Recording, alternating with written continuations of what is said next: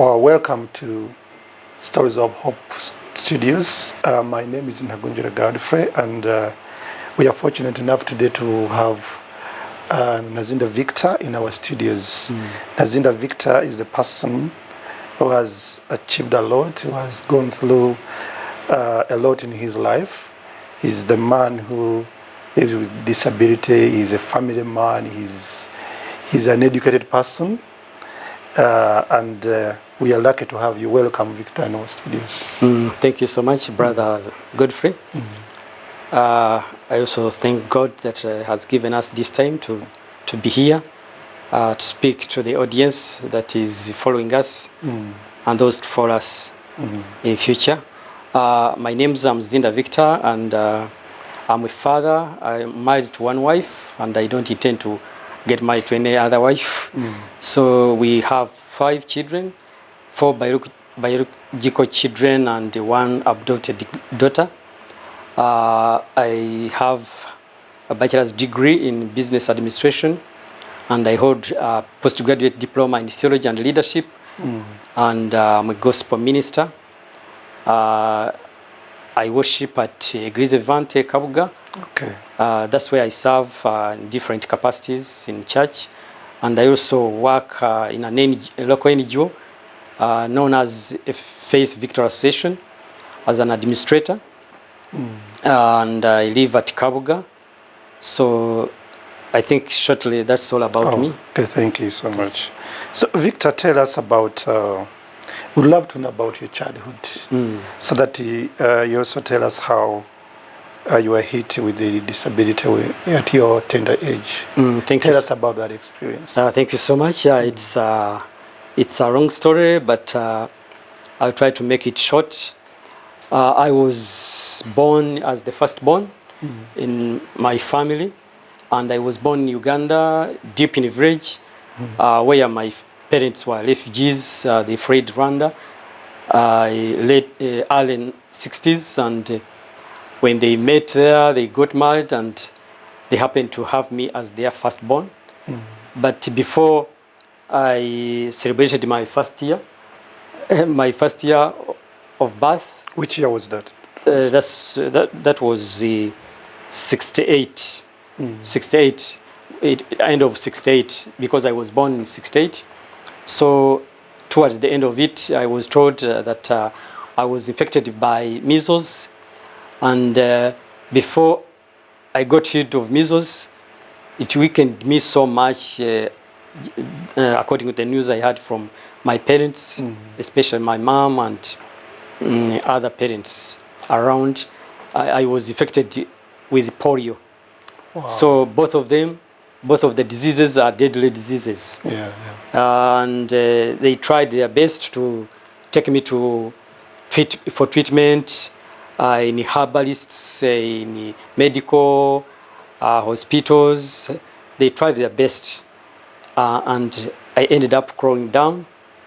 Right from that time up to now, I crawl down if I'm not using a wheelchair. I crawl down using hands and my feet. But before, in my childhood, I used to walk using my knees, the knees, but now I've spent almost 40 years without using knees. It's something I tried to teach myself. Still on that, yes. Growing up, what was the hardest adjustment you had to make after being struck with polio? The big adjustment was being able to move. Being able to move was a hard thing on my side, because at first I used to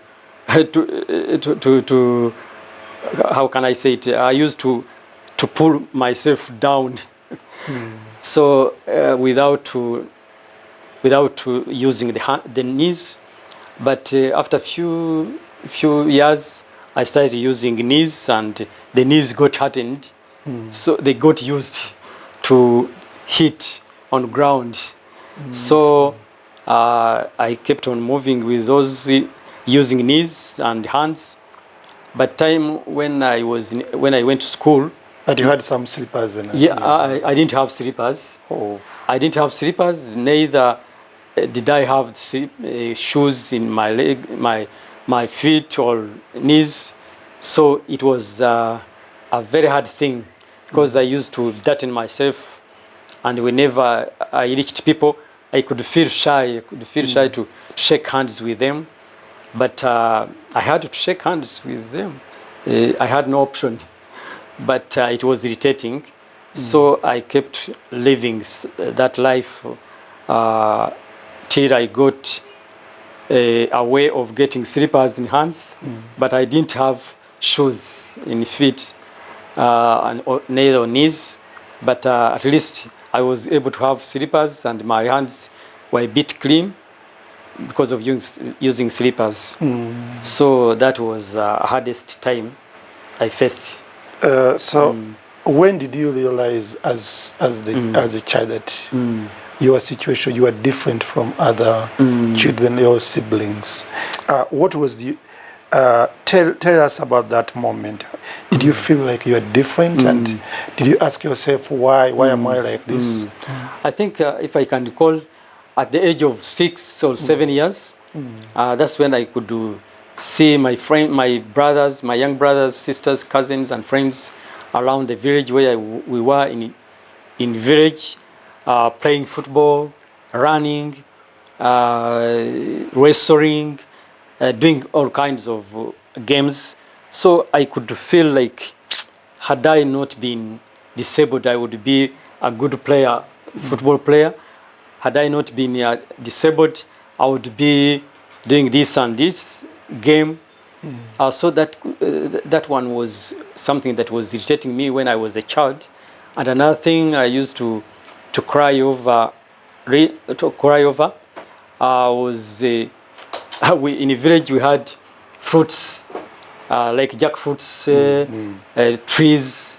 So you couldn't climb. So I couldn't climb. I could beg others to climb for me, and of course sometimes they could serve themselves before they could serve me.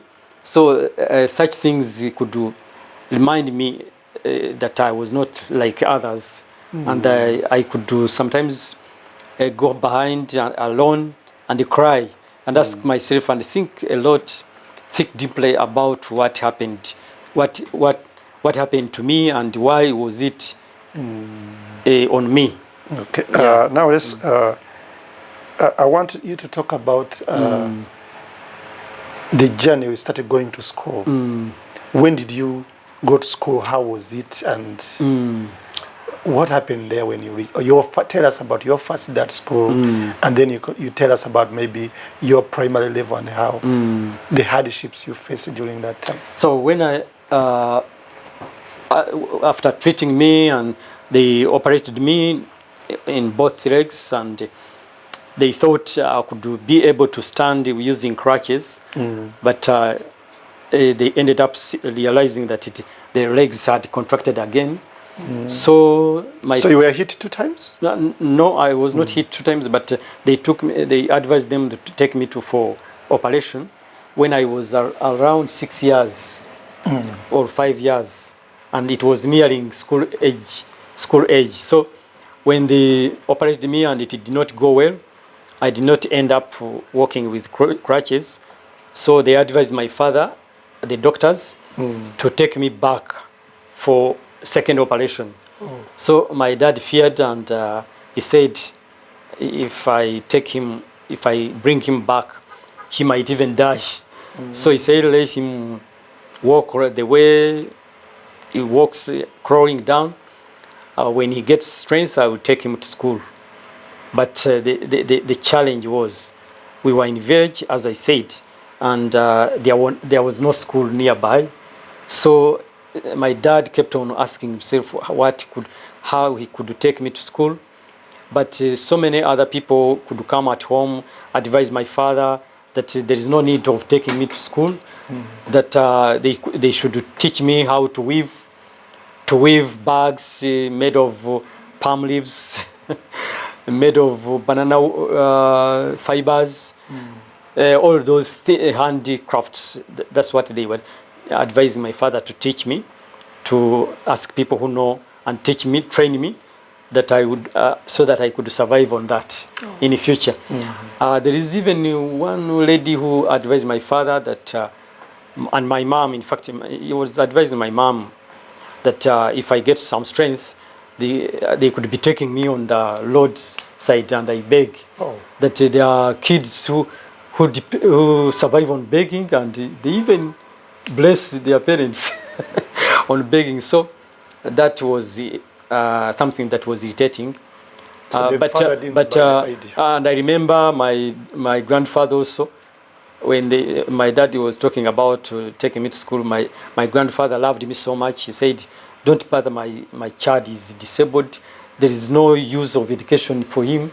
But for him, he was talking out of innocence. Say, he loved me, but he thought education was not going to help me. So, but my father kept on insisting, and he kept planning of how to do it.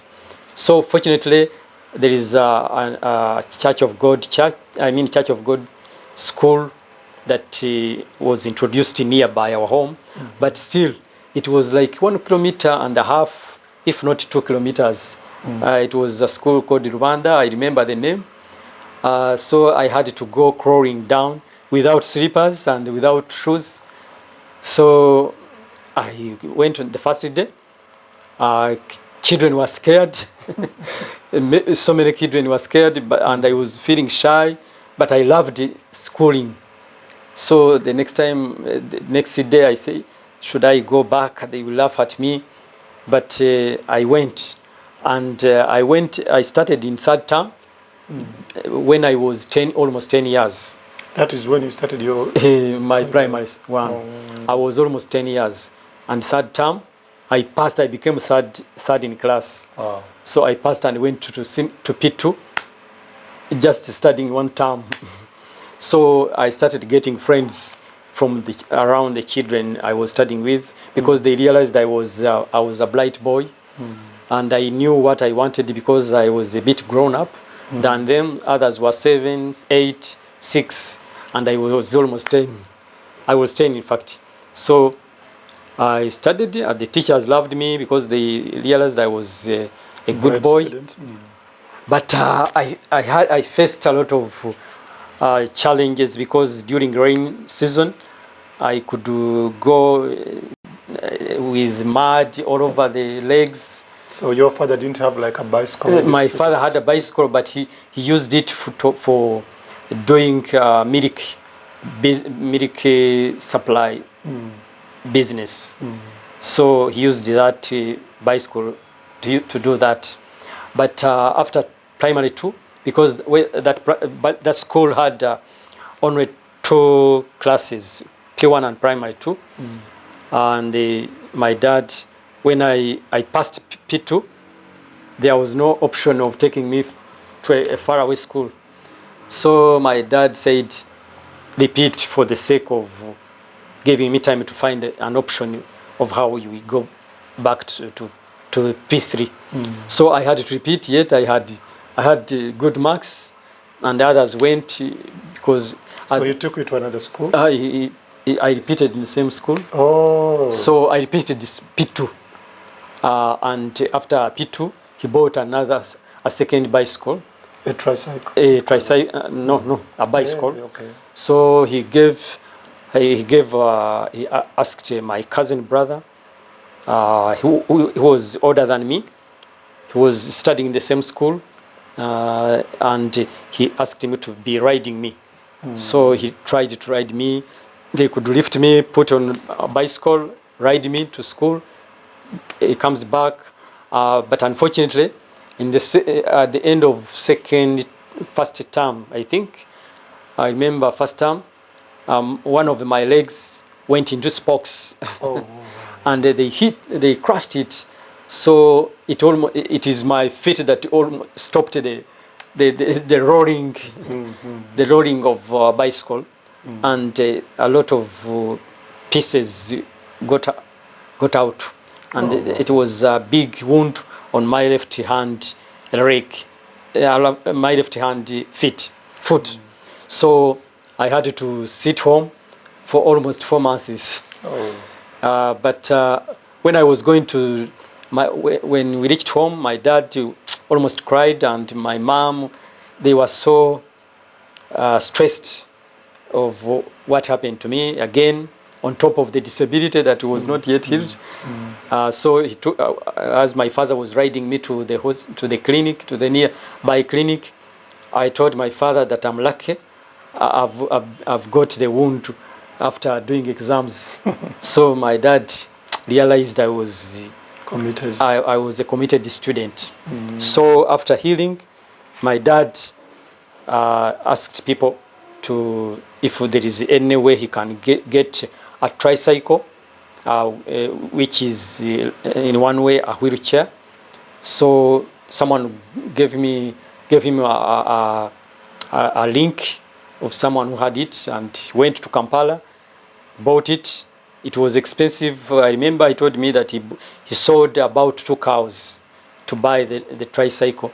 So the tricycle was brought, and the first day I tested it, it also hit me down. And the whole face was injured. So but I'm lucky. I didn't go for hospital, but they got medicine. They got medicine, and there was a lot of scars here. But I'm lucky. There are no scars in my face. Maybe it was because I was still very young. So my father was disturbed a lot, and he said, first, keep that tricycle intact. So he tried with his brothers, who are my uncles. They alternated to ride me on the second bicycle.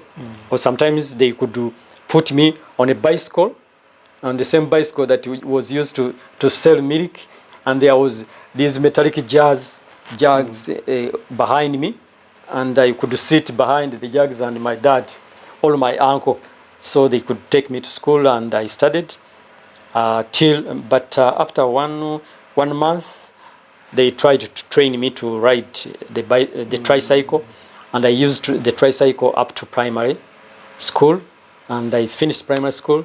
Then after primary school, that's when I went to a boarding school. Before you leave that primary school, yes, tell me about your experience with Stigma as someone with the disability. The teachers, did they embrace you?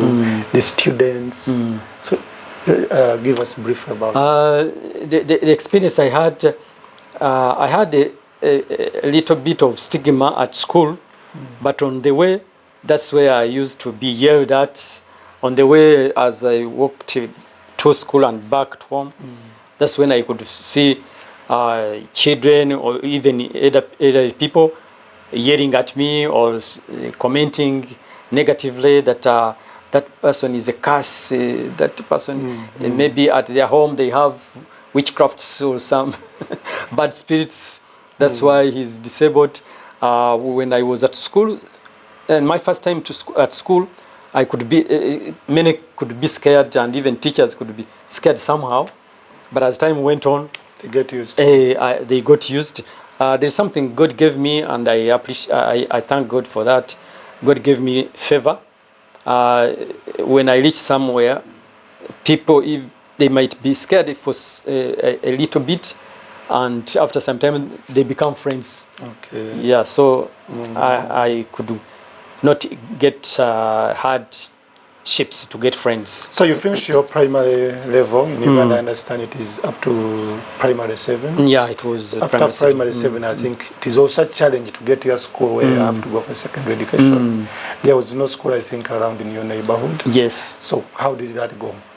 God did it in a miraculous way.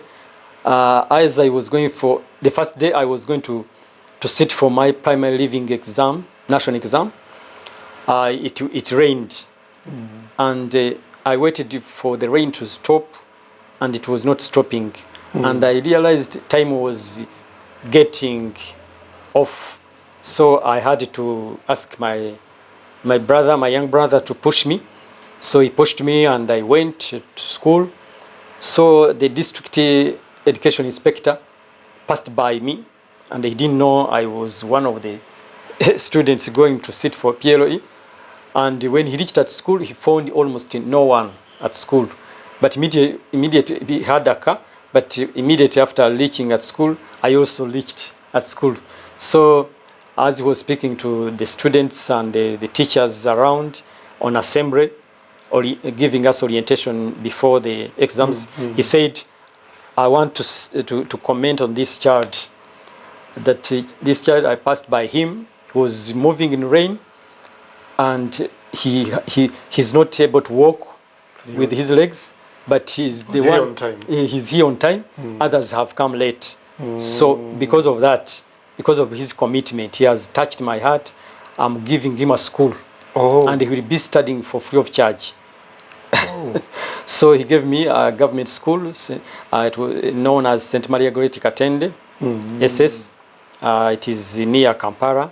So I did my PLE knowing that the school is there, though I had some other expectations of other schools, but I was not sure whether they could admit me. So after the results came, I went to that school. You went to Katende, you did your O-level and the A-level the same? No, I did my O-level at Katende. They had no A-level. Okay. So, but when I reached there, things changed. They gave me the admission easily. But if it wasn't that person who had recommended me there, I wouldn't easily get a place. Because after O-level, I fought to get a school, because they never welcomed me just because of my disability. So, but I got a chance to get a vacancy in that school because of that guy who appreciated my commitment. And I studied one term without paying, but some other terms they said there was no way of, there was no budget. Scholarship. Okay. There was no budget. So you finished your O-level there, you went for A-level? Yeah, when I finished my O-level, I had to look for another school, because the schools I had applied for, they did not take me. So I tried so many other schools. Whenever they could go, I had good marks, but whenever I could go, they could say we are no longer admitting. Yet I knew they were still admitting. Others could tell us frankly that we have no facilities for him to be able to study here well. I tried to tell them that where I've been where there were no friendly facilities, kids could intervene, other kids could intervene and help me, but they couldn't understand that. How did that make you feel? That felt, I saw it. It made me so depressed, and even my dad, because I remember one time there is a town called Masaka in Uganda. My dad was taking me to a school he knew about me. I didn't know even so many other places. It was my father who used to go with me. So we got in a car park. We got out of the taxi, and I had to crawl down to that school because there were no motorcycles to hire. There were no bicycles to hire. So I realized my father was almost shedding tears, not knowing what to do for me. So he hired a wheelbarrow. Hired a wheelbarrow, and he put me on a wheelbarrow to help me because I was tired all over the hands. And maybe there are people there who don't know what a wheelbarrow is. Wheelbarrow ni ingorofani. Ingorofani, yeah. In Kinyarwanda we call it ingorofani. So you can imagine ingorofani or a wheelbarrow. So they put you on this wheelbarrow. He put me on a wheelbarrow. Did they charge you something? Or yeah, he charged him something. He charged, my dad paid him. So when I was almost at the gate of the school, I begged my dad to allow this man to get me out of the wheelbarrow, because I thought if I entered the school with a wheelbarrow, they could even right away refuse to give me the school, and I was feeling shy, and at the same time tired and dirty. So when we reached there, they told us the admission is over. So which school was that? It was Masaka SS. So finally, where did you get the school? Finally, I had a friend in Kampala. We had finished school together in O-level, who had joined a day school. So I had a family member who was staying near, a little bit near that school, Makerere High School. It was Makerere High School. Yes, that's a good school. Right? So, and it was a good school, but expensive compared to the income of my father, because he had other children to pay for. But my father was a determined man. He could do all the best to take me to school. So I went to that school. I asked for admission. They admitted me. But the school fees, when I took the school fees to my dad, it was high.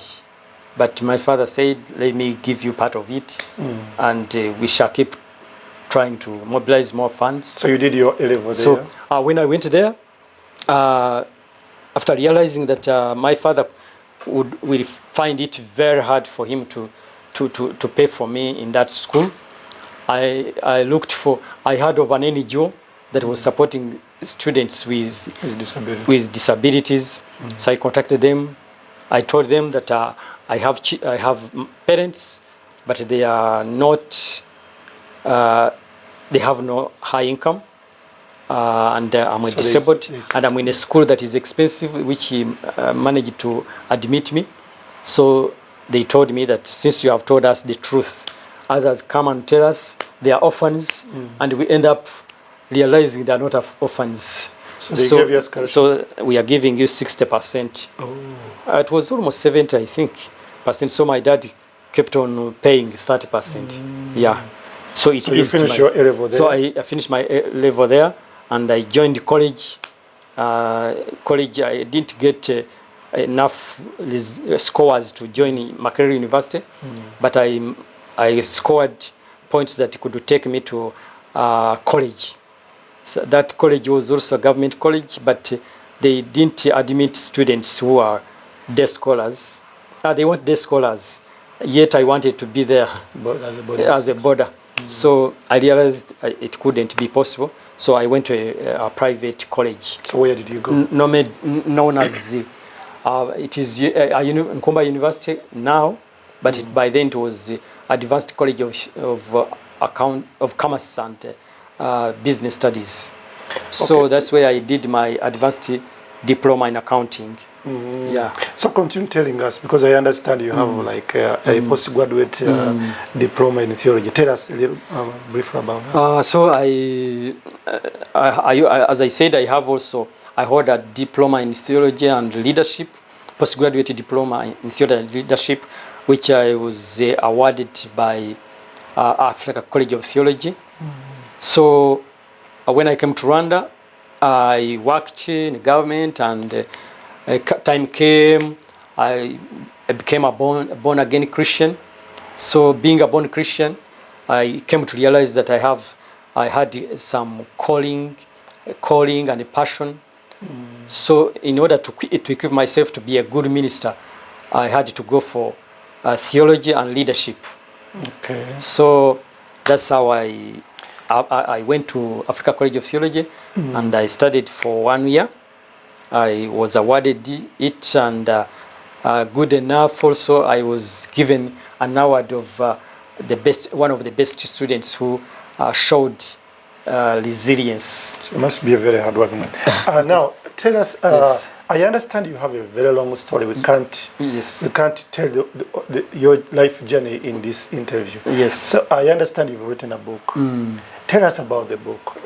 So, as you've said, my story is long, and I kept on thinking that I should not sit on my story, because if I sit on my story, it can't help anybody. But I also realized that I have been strengthened and encouraged by stories of other people who had gone through hardships and made it.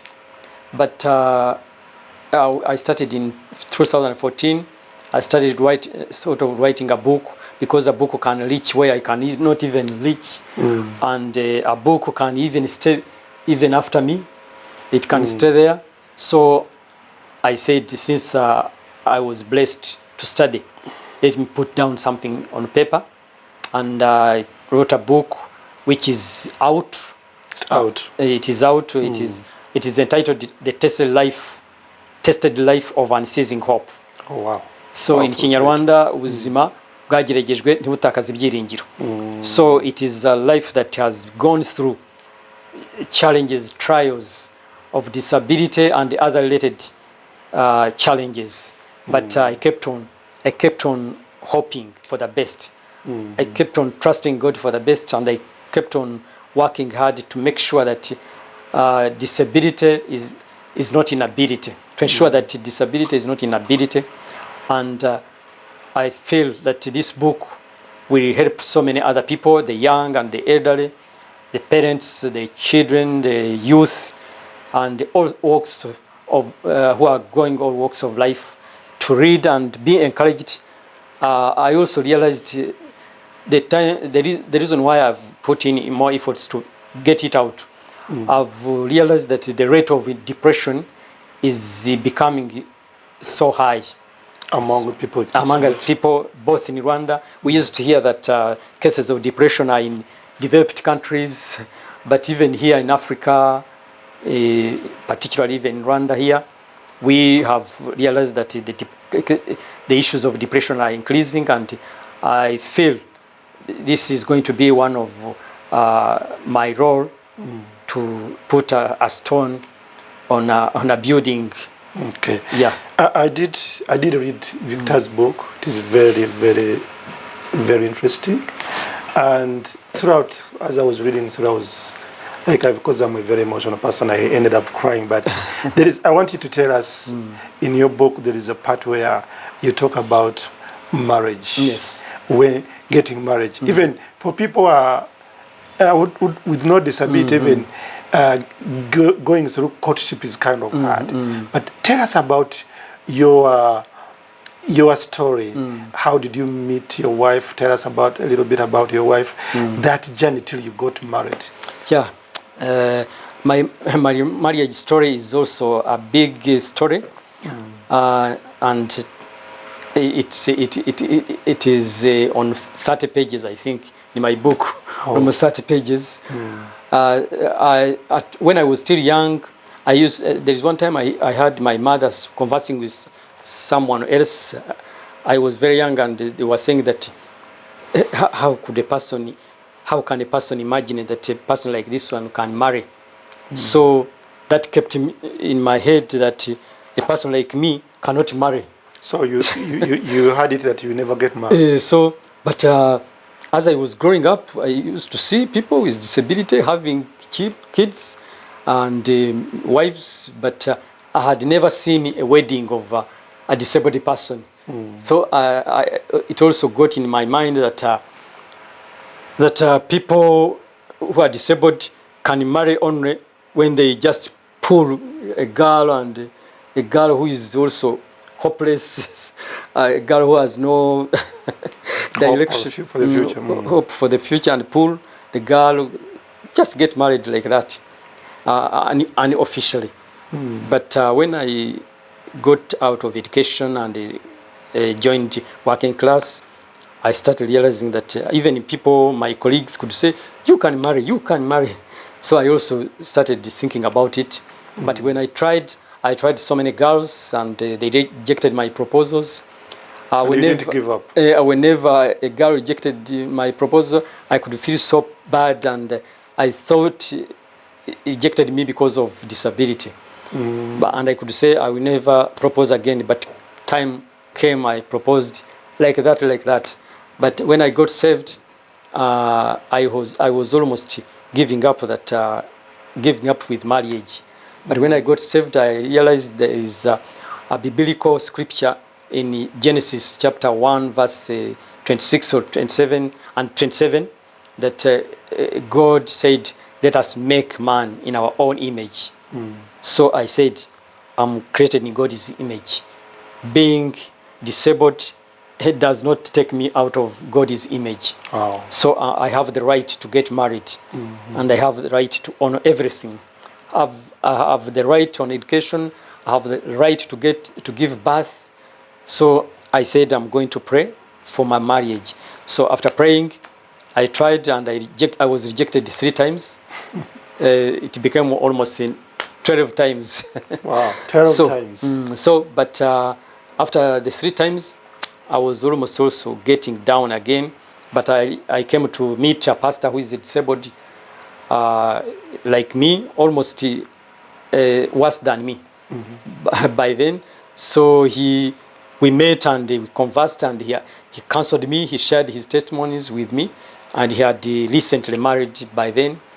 That was 2006. That was when we met, 2006, if not 2007 early.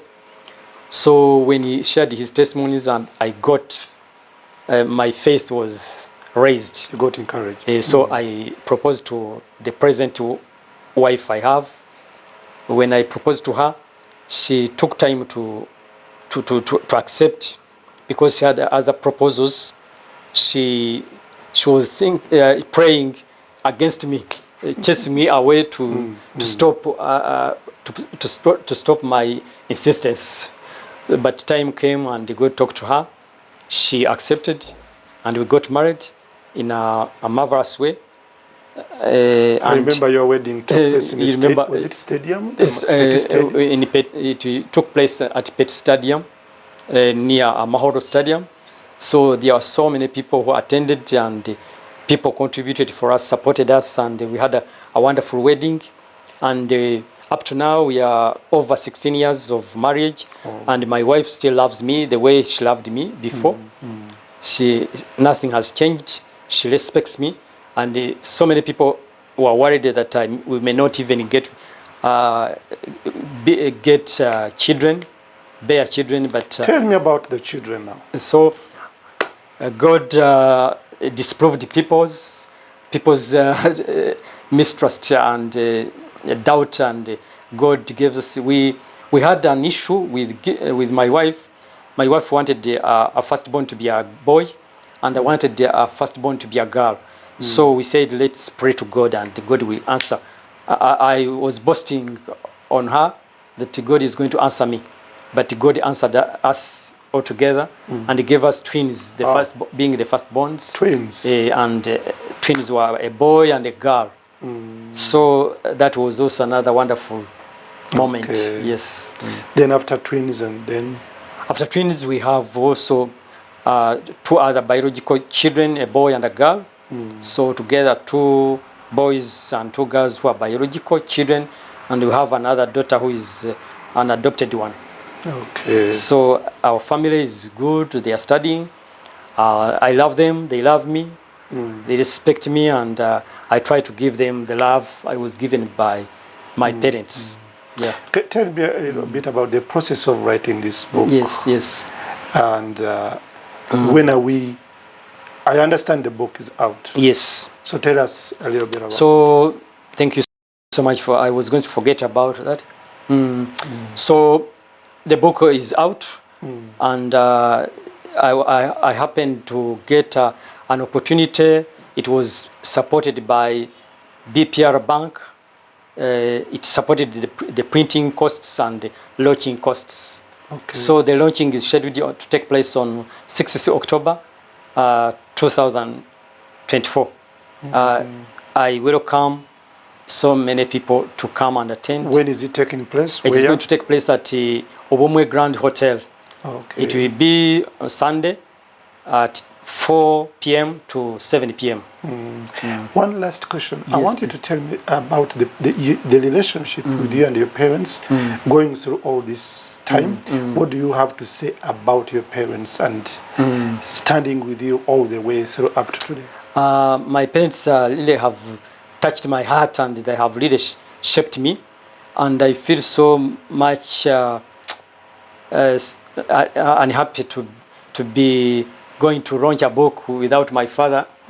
My father died 25 years ago, but I would be very grateful if he was still around. But I'm lucky my mother is still around. So I dedicate all I have achieved to my parents, to God first, and to my parents, and to my brothers and sisters. Yeah. Okay. Victor, it was a pleasure having you. Thank you so much, Godfrey. You're welcome. It's been a blessing to have a conversation with you. Thank you so much. Yes.